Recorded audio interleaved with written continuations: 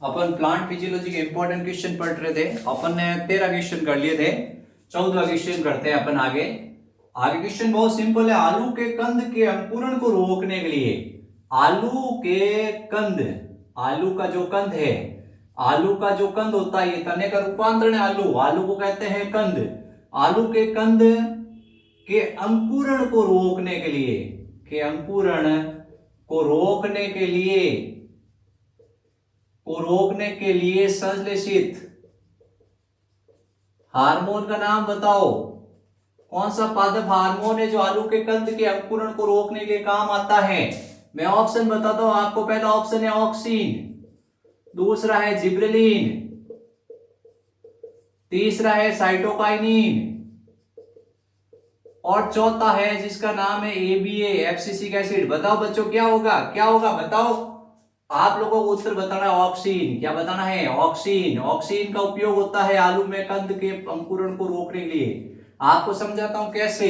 ये आलू है, आलू की खेती साल में एक बार की जाती है और आलू पूरे साल भर खाए जाते हैं।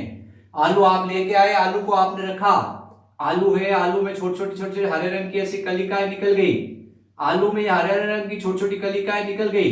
इन कलिकाओं को कहते हैं कक्षस्थ कलिका। क्या कहते हैं? कक्षस्थ कलिका।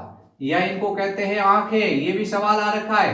आलू में छोटी छोटी हरे रंग की जो आंखें निकलती है, उन आंखों को कौन सी कलिका कहते हैं? कक्षस्थ कलिका। आलू में ये कलिकाएं निकलते ही आलू का स्वाद बदल जाता है, आलू का रंग बदल जाता है, आलू का आकार बदल जाता है, आलू ऐसा पिचपिचा टाइप का हो जाता है, आलू का रंग बदल जाता है, आलू का स्वाद बदल जाता है, आलू मीठे हो जाते हैं। आपने सब्जी खाई होगी, आलू मीठी सब्जी खाई होगी आलू की, तो स्टार्च होता है वो ग्लूकोज में बदल जाता है, इस कारण आलू की सब्जी मीठी हो जाती है। ये भी ध्यान रखना है। अब इसके ऊपर अपन क्या करते हैं? इसके ऊपर अपन छिड़काव करते हैं नैप्थलीन एसिटिक एसिड का। तो नैप्थलीन एसिटिक एसिड या जिसको कहते हैं ऑक्सीन, ये छिड़काव करते ही आलू 3 वर्षों तक सुरक्षित रहते हैं। कितने वर्षों तक? 3 वर्षों तक आलू को सुरक्षित रखा जा सकता है। तो आलू के अंदर प्रसुप्त उत्पन्न करने के लिए, आलू में अंकुरण रोकने के लिए, अंकुरण रोकने का मतलब है प्रसुप्ता उत्पन्न करना, प्रसुप्त अवस्था उत्पन्न करना। तो आलू में अंकुरण रोकने के लिए अपन क्या करेंगे? आलू में अंकुरण रोकने के लिए अपन ऑक्सीन का छिड़काव करेंगे। किसका छिड़काव करेंगे? छिड़काव ऑक्सीन का किया जाएगा।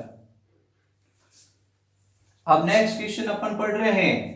मानव मूत्र से पृथक किए गए हार्मोन का नाम, मानव मूत्र से पृथक किए गए हार्मोन का नाम बताओ। मानव मूत्र से पृथक किए गए हार्मोन का नाम, कौन सा हार्मोन है जो मानव मूत्र से पृथक किया गया? उत्तर है ऑक्सीन। क्या है? ऑक्सीन है। ये प्रथम हार्मोन है जिसकी खोज की गई थी। अगला सवाल है, पर्णहरित अणु के मध्य में कौन सा तत्व पाया जाता है? पर्णहरित अणु के मध्य में कौन सी धातु पाई जाती है? पर्णहरित के मध्य में पाई जाती है मैग्नीशियम धातु। और हीमोग्लोबिन में कौन सी धातु पढ़ी थी अपन ने? लोहा। कौन सी पढ़ी थी? लोहा। ये दो सवाल ध्यान रखना। पर्णहरित के मध्य में कौन सी धातु होती है? मैग्नीशियम होती है। ठीक है, ये अपने ध्यान रखना है। तो ये छोटे छोटे क्वेश्चन चल रहे हैं, 140 क्वेश्चन के आसपास है। आप लोग मेरे हिसाब से आप लोगों को उत्तर आ रहे होंगे। काफी कुछ बच्चे तो सॉल्व कर लेंगे और कुछ बच्चे हैं जो सोच रहे हैं कि इसका उत्तर क्या होगा। तो आप ये वीडियो देखें और उत्तर भी साथ साथ में आपको मिलते जाएंगे। प्रकाश संश्लेषण की इकाई का नाम बताओ। प्रकाश संश्लेषण की इकाई का नाम बताओ। अगला क्वेश्चन है, प्रकाश संश्लेषण की इकाई का नाम बताओ। प्रकाश संश्लेषण की इकाई क्या है? प्रकाश संश्लेषण की इकाई का नाम होता है क्वांटोसोम। क्या होता है? क्वांटोसोम। क्या है? क्वांटोसोम। ये क्वांटोसोम है। इस क्वांटोसोम में 200 से 230 पर्णहरित के अणु होते हैं, एक अभिक्रिया केंद्र होता है और 50 कैरोटीनॉइड के अणु होते हैं। ये इस तरह से कैरोटीनॉइड के अणु, ये पर्णहरित और ये अभिक्रिया केंद्र, इन तीनों के मिलने से बनता है क्वांटोसोम। क्या होता है? क्वांटोसोम। अभिक्रिया केंद्र हो सकता है फोटोसिस्टम फर्स्ट में 700 और फोटोसिस्टम सेकंड के अंदर 680। क्या होता है? 680। तो क्वांटोसोम प्रकाश संश्लेषण की इकाई है। सवाल आ गया, क्वांटोसोम क्या है? प्रकाश संश्लेषण की इकाई है। अगला सवाल है, C4 चक्र में प्रथम स्थायी उत्पाद। C4 चक्र में प्रथम स्थायी उत्पाद। C4 चक्र में प्रथम स्थायी उत्पाद। इस प्रश्न के अंदर ही उत्तर है। इस प्रश्न के अंदर ही उत्तर है C4, मतलब 4 कार्बन वाला होगा। कितने कार्बन वाला? 4 कार्बन वाला उत्पाद होगा उसका नाम है ऑक्जेलो एसिटिक एसिड। क्या है? ऑक्जेलो acetic acid. ऑक्जेलो acetic acid, ऑक्जेलो acetic acid. इसने प्रश्न बनाया, उसने उत्तर दे दिया। C4 चक्र में प्रथम स्थायी उत्पाद, तो C4 चक्र का मतलब है जिसमें 4 कार्बन हो, ऐसा आपको नाम याद रखना, ऑक्जेलो एसिटिक एसिड। अगला क्वेश्चन है C3 चक्र में प्रथम स्थायी उत्पाद, C3 चक्र में प्रथम स्थायी उत्पाद, C3 चक्र में प्रथम स्थायी उत्पाद, तो आपको नाम बताना है। C3 चक्र में प्रथम स्थायी उत्पाद 3 कार्बन वाला 3-फास्फोग्लिसरिक एसिड, 3PGA यानी 3-फास्फोग्लिसरिक एसिड, 3-फास्फोग्लिसरिक एसिड, 3-फास्फोग्लिसरिक एसिड, 3-फास्फोग्लिसरिक अम्ल। अगला सवाल है C4 चक्र में, C4 चक्र में प्रथम CO2 ग्राही, C4 चक्र में प्रथम CO2 ग्राही, C4 चक्र में प्रथम CO2 ग्राही, तो इसमें है पेप। क्या है? पेप, फास्फोइनोल पायरुविक एसिड। अगला सवाल है C3 चक्र में प्रथम CO2 ग्राही, C3 चक्र में प्रथम CO2 ग्राही, C3 चक्र में प्रथम CO2 ग्राही, उत्तर है RUBP, राइबोलोज बाइफॉस्फेट कार्बोक्सिलेज। ये अपने दो छोटे छोटे सवाल हो गए। तो पहला सवाल आ गया प्रकाश संश्लेषण की इकाई का नाम क्वांटोसोम। C4 चक्र का प्रथम स्थायी उत्पाद, C4 मतलब 4 कार्बन वाला ऑक्जेलो एसिटिक एसिड। फिर C3 चक्र में प्रथम स्थायी उत्पाद, C3 का मतलब 3 कार्बन वाला 3-फास्फोग्लिसरिक एसिड। C4 चक्र में प्रथम CO2 ग्राही पेप, C4 चक्र में प्रथम CO2 ग्राही RUBP। ये ध्यान रखना अपने को।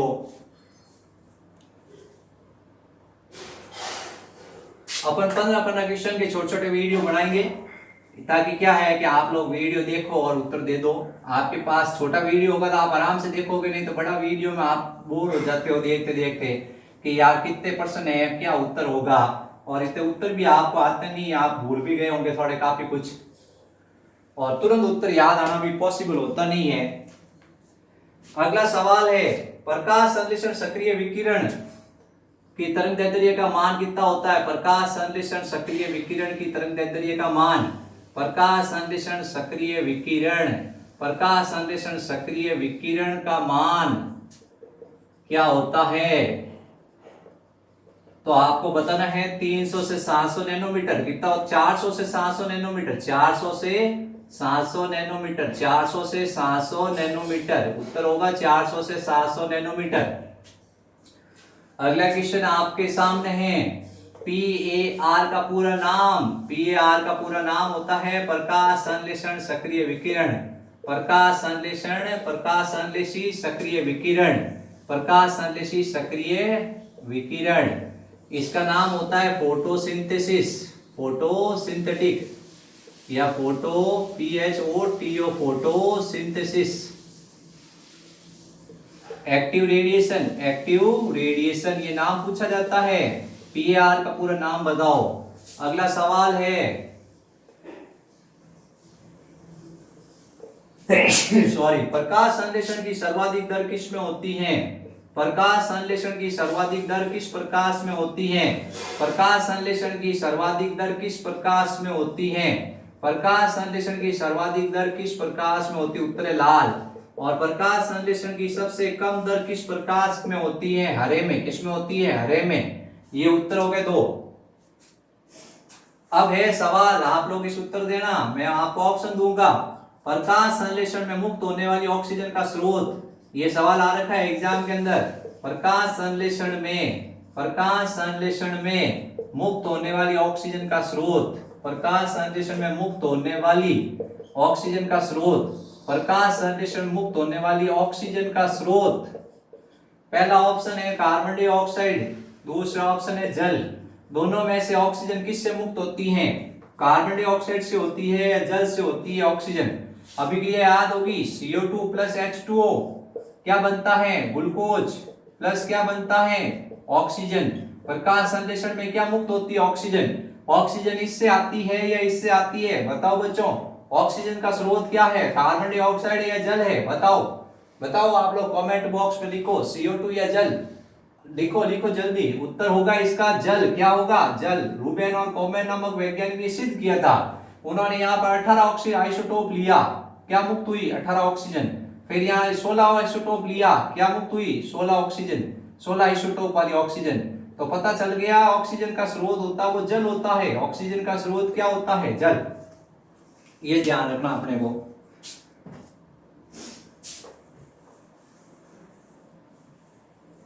कैसे लग रहे हैं बच्चों सवाल, अच्छे लग रहे हैं आप लोगों को, आ रहे हैं उत्तर या नहीं आ रहे हैं, एक दो तो आ ही रहे होंगे।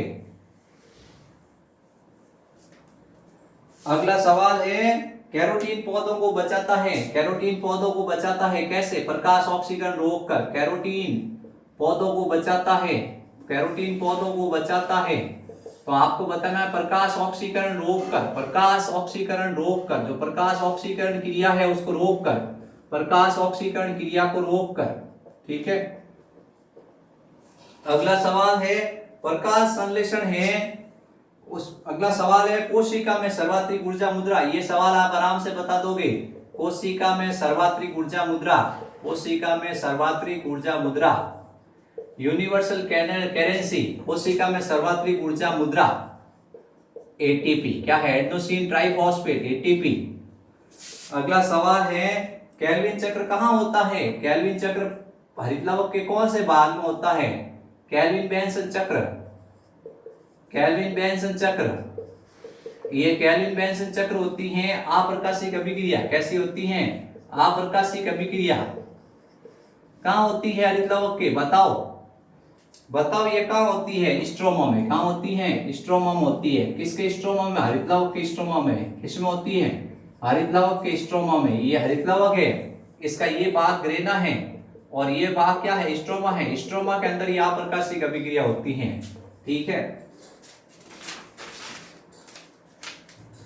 पेंटोज फास्फेट पथवे में ग्लूकोज के एक अणु को ऑक्सीकरण से कितने एटीपी बनते हैं, पेंटोज फास्फेट पथवे में ग्लूकोज के एक अणु के ऑक्सीकरण से, पेंटोज फास्फेट पथवे में ग्लूकोज के एक अणु के ऑक्सीकरण से कितने एटीपी बनते हैं, ग्लूकोज के एक अणु के ऑक्सीकरण से, ग्लूकोज के एक अणु के ऑक्सीकरण से कितने एटीपी बनते हैं, कितने एटीपी बनते हैं।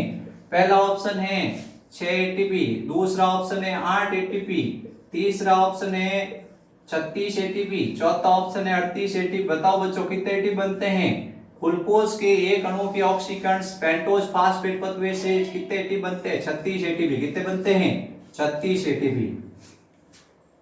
पीपीपी पेंटोज फास्फेट पथवे, यह हेक्सोज मोनोफॉस्फेट पथवे कहां होता है, कोशिका में कहां होता है, कहां होता है, तो उत्तर है कोशिका दारों में। कहां होता है, कोशिका दारों में। कहां होता है, कोशिका दारों में, ठीक है, साइटोप्लाज्म में होता है ये।